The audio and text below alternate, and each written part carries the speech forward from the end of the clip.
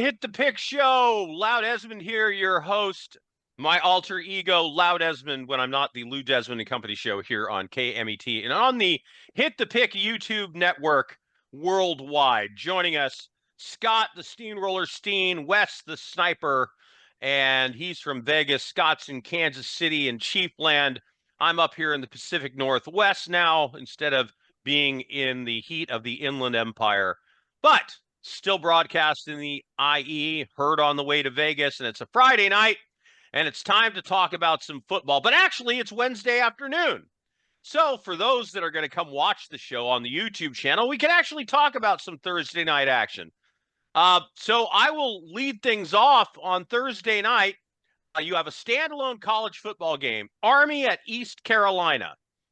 Hey, it's the only game to bet on Thursday, so we've got to have a play, right, Scott? Absolutely. Well, we got the NFL game, but it's the NFL game, but it's the only college game. It's the only college game in town, baby, and it's going to be an interesting game. As this is an East Carolina team that does a lot of things well, but they don't do anything exceptionally well, and they're going up against Army.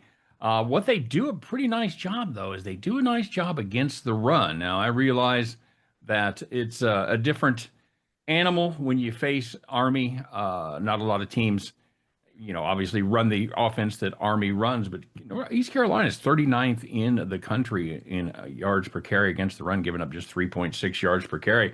I think this Army team struggle. I think they're going to have struggle. They do struggle against the triple option because they play Navy, Army, and Air Force every year. Well, they get to look at it 3 times a year too, so we'll see. This is an Army team that just got beat by North Texas, and North Texas did it by throwing the ball all over the yard, and I'm not sure East Carolina can match that. I'm looking. This is a Army team that's catching 4.5, and I know they've played a couple of clunkers this season, but I think this could be an Army play for me. I'm on the over.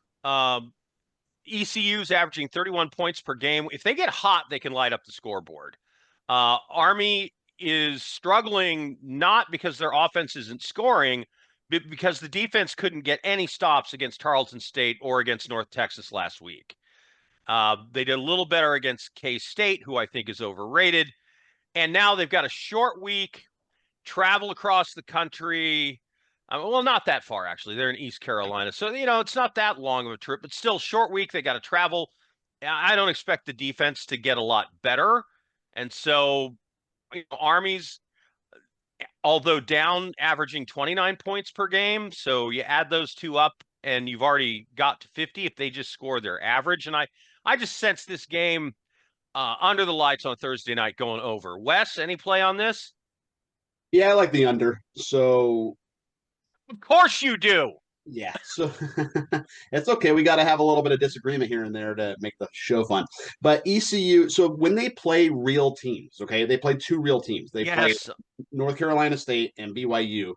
They scored 17 against NC State. I think that was week 0. 13 against BYU. That was last week. I just think, and speaking of the triple option, Army, that it kills a lot of clock just running the ball that often, right? And yeah, that shootout to North Texas. I mean, I know there were a lot of points in that game, but like you said, Scott, North Texas likes to throw the ball around the field. North Texas is a really good football team this year, by the way. But yeah, I like the under here. I think the Army gets back their identity. They get back to a defensive approach here. And yeah, I'm on the under. I mean, it's not a huge play or anything, but I would lean under. Yeah, I just don't think Army's defense is very good. So I think it's going to be closer to what you said in terms of, are they playing a real team? No, I don't think Army's defense is as good as the other 2 teams that they played and held them down. Right. So we're going to be on opposite sides of that one. Thursday night football, Scott, what do you got? Well, it's going to be an interesting game out there in the NFC West. Seahawks favored by 1.5 against the Cardinals, and I think that's probably due a lot to James Conner being lost for this game and an untold amount of games through. I don't know if he's done for the season or if he has an option to come back later, but he's gone for this one. They're going to plug in Benson, though, and Benson's been good. He's run for 6 yards per carry, much better than James Connors has done. However, the problem with that is Seattle is a very, very stout run defense. They're 3rd in the NFL in run defense, giving up just 3.2 yards per carry. And this is a Cardinals team that has a hard time throwing the ball at least deep. Two of their top three receivers are tight ends with McBride and Higgins. They're just blanketing Marvin Harrison Jr. and daring him to beat him some other way. He has just 10 catches on 17 targets through 3 games. That's not good at all. But I'll tell you who does have a good receiver, and he's getting it done, and that is Seattle with Jackson Smith and Njigba. He is fifth in the league in catches, second in yards. Sam Darnold having a fine season. He's eighth in quarterback rating. Kenneth Walker is the bell cow there in the backfield. They do kind of plug him in with Zach Charbonnet, but Charbonnet hasn't really showed much this season. Walker just kind of a workman-like season so far, averaging 4.2 yards per carry. Despite not having the 12th man, I think Seattle gets it done here. I'll take them with as a short favorite. This game's a pass for me. I don't know quite what to make of either of these teams. And Kyler Murray drives me nuts because every now and then he'll just run and go crazy. And I never know what to expect from the Cardinals. And the Seahawks, I haven't settled on what I think about them yet. Even though I'm up here in the Pacific Northwest, I don't know, Wes. Well, speaking of Marvin Harrison Jr., he was supposed to be the second coming of Marvin Harrison. Yep. And so far that has not panned out. He doesn't even have close to 100 yards of receiving in a game. I think he has 70 yards one game and he has one touchdown. He was supposed to be can't miss out of Ohio State. Maybe a lot of that has to do with Kyler Murray. I don't know, but it seems like they're not targeting him all that much. But I got a couple things here. So I like the under in the game. Arizona scored 20 against New Orleans, who are terrible. They scored 15 against San Fran. They struggled. Seattle, they have a really good defense as well. Their head coach is obviously very defensive minded. And I like the under 43.5. Now, we were talking about JSN, Jackson Smith and Jigba. So I'm actually going to give you a prop here. So I like Jackson Smith and Jigba, or JSN as they call him, anytime touchdown plus 160. Okay, you can find that on FanDuel plus 160. So Arizona, they're giving up 264 through the air per game. But here's the deal. And I know that Seattle played the Saints last week and they blew them out, but they got him a touchdown. The Saints are terrible. Yeah, but they got him a touchdown 6 minutes into the game, meaning they were prioritizing him in the game plan. They wanted to get him involved early. I think he's a big part of their offense and a big part of their game plan. You're going to give me plus 160 against Arizona when they want to get him involved early. I think eventually he's going to get in the end zone. They're going to target him. I mean, his over-under for yardage is in the 80s. I think it's either 81 or 82 or something like that. So if he's going to, have 80 yards receiving, chances he scores a touchdown are pretty good.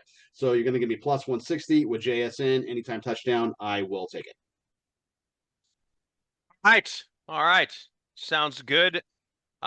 Looking forward to Friday. So there is a Friday night late for you on the East Coast, but I'm here on the West Coast, and so is Wes. 7:30 p.m. Houston, Oregon State. So this game is being played at Oregon State in Corvallis, where I think there might be 10 people there for this game. I don't know. The Oregon State fans are somewhat loyal, but man, they are terrible this year. The Cougars have been pretty good on offense. They have some good playmakers. Houston always seems to have them. I don't like Oregon's chances in this game. Oregon State's coming off that horrible loss to Oregon where they screwed me by actually at the end of that game, Oregon had the chance to score a couple of times past, and I lost by the hook. I had Oregon minus 34.5. They ended up winning by 34 points. Please shoot me. But I'm laying a lot less points in this game. I'm going to lay the 13.5 with Houston in this late Pacific time, 7:30 p.m., 10:30 East clash of the Cougars from Houston and the Beavs of Oregon. Yeah, I mean, for me, it's either Houston minus the points or pass. Oregon State's just really, really bad. To be honest, I haven't really looked too deep into this game. I have another premium on this evening slate for Friday evening, but yeah, it's either Houston or pass for me here. Yeah, this is a Oregon State Beavers team. The defense gave up 45 to Texas Tech, 41 to Oregon. No shame in that, but I'll tell you where the shame is: giving up 34 to Cal and 36 to Fresno State. Neither one of those look good at all. And Fresno State's the only team that they've been able to score on at all, the only team they put up more than 15 points on. This is just a absolutely dreadful Beavers team. Terrible. Yeah, just terrible. Yeah, for me, I don't want to get involved with the total because I think it's possible Houston could, put up high 30s or something like that, and maybe a couple of giveaway touchdowns late. I do like Houston there to cover. It's a big number, but I think the Cougars can take care of business up there in Corvallis. Ironically, it's a smaller number than the Bills against the Saints. That's true. That's a game we're going to talk about in a minute. But Saturday, I've got one game I've broken down because, look, I'm here in the Pacific Northwest, so I get to watch these Pacific Northwest teams. By the way, just keep betting against Portland State no matter what the spread is. That game spread is not out yet. But Washington State at Colorado State. Washington State ranks in the 80s in NCAA football for scoring at like 23 points per game. Colorado State is about the same. They scored 16 points, however, in a loss at UTSA last week. Colorado State allowing around 28 points per game, around the middle of the pack NCAA football. Both these teams stink, and I have a rule about not picking a side in bad team against bad team games. But here's what I do like. I like, in fact, I love the under in this game, 50.5 points. Both these teams are really inept on offense, and Colorado State can play a little defense. So if I have a play here on Saturday, it's in the Washington State-Colorado State game. It is under the number of 50.5.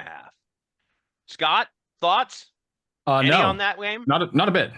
Have not looked at that game a lot. I know that those are two very disappointing teams this year. Washington State not supposed to be good. Colorado State always among the upper echelon there in the Mountain West, and they have struggled so far this season. So you're right. That is a clash of two bad teams, and that has not been on my card yet. Wes? Yeah, I have not looked at that game. I do have some games I want to throw out here on the college website before we move to the NFL. So Friday night, Virginia and FSU. So Tommy Castellanos, he is the FSU quarterback. He's probably going to play here. He left that Kent State game last week. He had a leg injury, but FSU was up so many points he didn't need to come back in the game. But Virginia's no joke, man. They have a good offense. Even Mike Norvell, who's the FSU head coach, was quoted as saying they are very dangerous. We need to up our game plan and up our preparation. The Seminoles have a very good offense. They scored 58 points per game, 628 yards per game. But I think the Cavaliers can hang tough, man. I mean, Virginia, I think this line opened plus 7.5. It's down to plus 6.5. So some money's coming in on Virginia here. And the Seminoles have Miami on deck. Okay. So that's a big, in-state rivalry on deck. And Miami is up this year. So FSU is definitely looking forward to that game. I don't know if they'll overlook Virginia, but I think they might. I think taking the points with Virginia is the right side here. Hopefully you can get it at 7. If you can, God bless you. You might have to take 6.5, but I like the Cavaliers to do well here. Speaking of the Pacific Northwest, so we have Ohio State and Washington, and that is in Seattle, greater Seattle area. Both teams are 3-0. Washington is 3-0 to the over this year. The Buckeyes, they had a bye last week, so they've had a full week of preparation for this game. The Huskies have played nobody. They play Colorado State, the aforementioned Colorado State, UC Davis, and Washington State. So this is really their first real test. Actually, money's coming in on Washington too. They were plus 9 yesterday. They're plus 8 now, which is very interesting. But Damon Williams Jr., he's a really good quarterback. He put up a bunch of points last week. And, Julian Sand for Ohio State, 780 yards on the year, 8 touchdowns. I think it's going to be a barn burner up there in Seattle. Give me the over. It's actually moved up too. It's 51.5 where I bet it yesterday, and it's 52.5 now. So I appear to be on the right side of that total. Like a lot of points there in Seattle. Well, Iowa State is tough to score on. What have been the scores in their games so far this season? Who's this? Ohio State? Yeah. How many points have they given up? I don't think it's many per game. Yeah, no, they haven't. Remember, Texas really struggled versus them, week 1. Right. Arch Manning had a lot of trouble versus them. They play, Arch Manning is having trouble against everybody. Yes, he is. If you saw the tweet today that compared his stats with his brothers, they are very, very similar. Yeah. The first 3 games of his career. Absolutely. Yeah, they did shut down Okay. Texas, but aside from that, they played Grambling in Ohio, so I don't really care about those two other games. So they're going to see a Washington team that's going to put up points here. Scott? Well, I'm gonna backtrack just a little bit to that the Friday night game between Florida State and Virginia. I think we're gonna see a ton of points in that one. I know that total is high at 60.5. It doesn't scare me a bit. I think this is a team. Both of these teams can put up a ton of points. This is Florida State.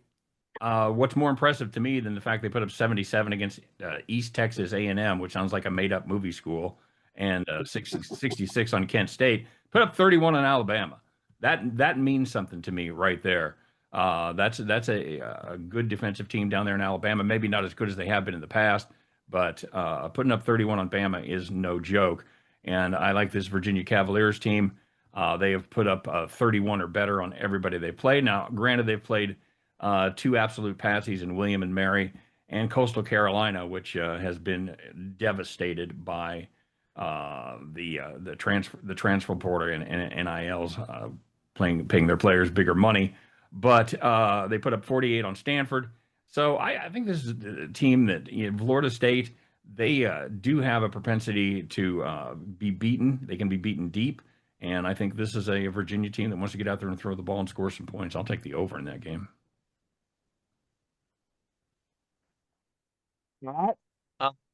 For in that game, and then did you have any thought on Ohio State and Washington? Well, and again, another one I haven't capped yet, other than a quick look at it. But I think this is just a Ohio State team that may be the best team in the country right now. I'm not sure. We will have to see how that all plays out. I'm looking for Ohio State by 8.5 at Washington. Yeah, it's going to be Ohio State or pass for me. I'm convinced. You've got me convinced that this Ohio State team is the real deal. The Huskies, kind of a letdown season for them. I think they're better than the average college football team, but they are not in the class of Ohio State. And you look at their games, they beat Colorado State, who you just said is having a down season, 38-21. Right. Okay, who cares? They beat UC Davis, who cares? And then they beat Washington State, who also sucks. They haven't played anybody, and now they get the #1 team in the nation. Yep. I don't know if they can score against them. I'd be surprised. I'd be surprised to see double digits out of Washington. I think 10 is their ceiling in this game, and I think Ohio State can put up 21 or better easily. Well, so I will say the line is moving toward Washington. Got some Husky money coming in, huh? Yeah. Where on what world does that? The public's just wrong. Sorry, the public's just wrong on that game. And by the way, that money, I don't know what book you're looking at, Wes, but it's illegal to bet on Washington College athletics. I have Odds Logic and Wager Talk, and that monitors the whole nation. So okay, all right. So I don't know where there would be a bunch of. I don't know. The public's just wrong on that one. I don't get it at all. Ohio State is way better than the Washington State Huskies. The public's overrating them. Whoever is betting on them is just wrong. All right, let's talk some NFL, shall we? How do you really feel, buddy? This. I'm sorry? I said, how do you really feel? The public's just wrong. The public's just wrong on that. Right. NFL Bills Saints minus 16.5. Wow, that is a large number. Look, the Bills are probably that much better. If they wanted to, they could probably beat the Saints by 30. But are they really going to be up for a home game against one of the worst teams in the league coming off of the win against the Ravens? I don't see it. Less than 5% of NFL games end with a point differential greater than 16. And big double-digit underdogs do very well covering. They close to 80% of the time of 17-point or more underdogs cover in the NFL. The public's still on the Bills. And again, I'm going to say here, the public's wrong. The sharp money is coming in on the Saints to cover this 16.5, Scott. Well, the line has actually moved down. You can get it right now at 15.5 minus 110 on FanDuel. So there is some Saints money coming in there, but whether it's smart money or not, I'll leave for the rest of America to decide. I'm probably going to be like Wes. I don't want to put words in his mouth, but I'm not getting involved in this game. I don't want anything to do with a 15.5 point spread. I will say that if it stays at 15.5, it's not a bad tease number. You can get it through 14, you can get it through 13, you can get it through 10. So it's not a bad play to put on your teaser card as a little sweetener, because I do think Buffalo does get a double-digit win here against a truly dreadful Saints team that, as we often say, when you have two quarterbacks, you have no quarterback. You have one. And that's exactly the case with the New Orleans Saints, and that's going to make it tough at Buffalo. Well, for me, it's under or pass. So you're looking at 47.5 here.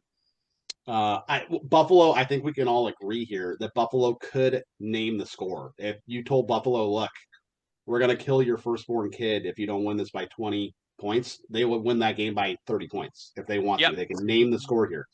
Do they care? I don't think they care. I think they get up big. I think they might pull the starters, very similar to what the Seahawks did last week, and just kind of ride out the game and just move on to next week. And, New Orleans, they scored 13, 21, and 13 in 3 games. So they put up another 13. Buffalo's got to put up a lot to get over the total. So it's not even a premium. It's just a small lean on the under, but I don't really want anything to do with this game. I'm just looking at the numbers here. And, it's just these big double-digit spreads, the underdogs tend to cover a lot. And the only way that you get that kind of number in an NFL game where it's minus 15.5 or something, the team that they are putting in the position of being underdog in that game must absolutely suck. So are the Saints historically that much suckier than other suckier teams that have played in the NFL? I don't know. It's them and the Titans right now. They're both making a case. At least the Titans can play defense. Yeah, the Titans do have that. They've got a little defense, but I think the Saints are the worst team in the NFL right now. The Colts, by the way, don't look now. Danny Dimes, Danny Dollars, whatever you want to call him. Daniel Jones is now the second shortest price for comeback player of the year. And you know what? I actually heard somebody talking on Sports Grid earlier today about the possibility that he might be the offensive player of the year because there are so many other offensive players that just aren't playing well. Look, the Colts are a nice story. That's great. But it ends at the Rams. The Rams should have been in the Eagles last week. The Rams are a potential Super Bowl possibility. The Colts are not. This game opened Rams minus 6.5 at home in SoFi. It's now down to minus 3.5. If it goes down to 3, I'm all over this game. Scott? Well, yeah, if you're a Rams fan, it's you wait for that number to come down to 3. If you're a Colts fan, you've already missed the opportunity. If it opened at 6.5 and it's 3.5 now, I wouldn't get involved with that. But I think this is what you're telling me here, and we talk about this a lot. You assign roughly 3 points for the home field advantage. You're telling me that the Rams are just a half a point better than the Colts on a neutral field. I'm not buying that a bit. I'll lay the number with the Rams. I think this is going to be the best defense the Colts have seen by far this season, and I think the Rams have a little bad taste in their mouth after that game against Philly last week, and I think they take it out on the horseshoes this week. Yeah. Well, everyone's calling him Indiana Jones now. They're starting to play the the Indiana Jones theme song. Yeah, there you go. Exactly. But no, I used to call him Danny Pesos, and then he went to Danny Dimes, and now he's Danny Dollars. Yeah, he's having a great year, but I kind of like the over here. So the Colts have been putting up a lot of points. I get they played the Dolphins, who were terrible, the Titans, who were terrible, although we just talked about how the Titans could play defense. And that Denver game, that went well over the posted total too. And Denver was supposed to have a great defense. They haven't played well defensively. But the Rams, obviously, they're pissed off about that Philly loss. That was very terrible and they got done dirty, so to speak. The Rams do have a tough defense, but, Jonathan Taylor, he's been running the ball like a beast. I think the Colts can put up points here. I think the Rams will put up points here. I like the over. I looked at it yesterday. We're looking at 49.5. It's very high for a reason. In fact, that is the highest total on the board this week, and I think it's going to get there. I like the over. Just Giants, intriguing because of the news that just came out, I guess yesterday. Jackson Dart heading in to play quarterback as Russell Wilson goes to the bench. God bless Jackson Dart. I hope he survives the season. I think it's a massive mistake because I think it's a desperation move by the Giants coaching staff to try to salvage their job somehow. And I think they have the potential to destroy another quarterback in the New York media market. Scott? Yeah, I think it's a little early, especially, Russ had that huge game there against Pittsburgh. Now, having said that, he was capital D dreadful against the Chiefs, throwing 18 for 32, just 160 yards, 5 yards per attempt, and two picks. And I think you're right. You got to worry about the protection because the Chiefs, who really haven't sacked anybody all season, were in his face all night, and they only recorded 2 sacks, but they did force him to move out of the pocket. They did force him to move around and try a bunch of scrambles and things like that. Throwing the kid to the wolves, I don't agree with it. I think it's a little early. I'm gonna go against the grain here. I'm not gonna take the Giants to cover. I'm gonna take the over in this game as well. It's 43.5, so it's pretty manageable. You know what you're gonna get from the Chargers. They scored 27, 20, and 23. You know they're gonna get in the 20s, maybe the high 20s. And I do think that Jackson Dart puts up some respectable numbers, probably more respectable than Russ. I don't know that they cover this game, but I do think this game is gonna be higher scoring than most people think. So I'll roll with the over in this game. All right, 30 seconds or less. Scott, Baltimore at Kansas City. Ravens catching -2.5 now. Yeah, Ravens. Sorry. Kansas City, it ain't their year. Yeah, Patrick Mahomes cannot lead his team in rushing and be good. So I'm taking the Ravens minus the 2.5. Yep. Yeah, that's not a good situation where Patrick Mahomes is the leading rusher on the Kansas City Chiefs. All right, that's the Hit the Pick show for this Friday night, KMET, ABC News and Sports Radio, and also Hit the Pick show on the Hit the Pick YouTube channel. Thanks for being here, everybody. Until next week.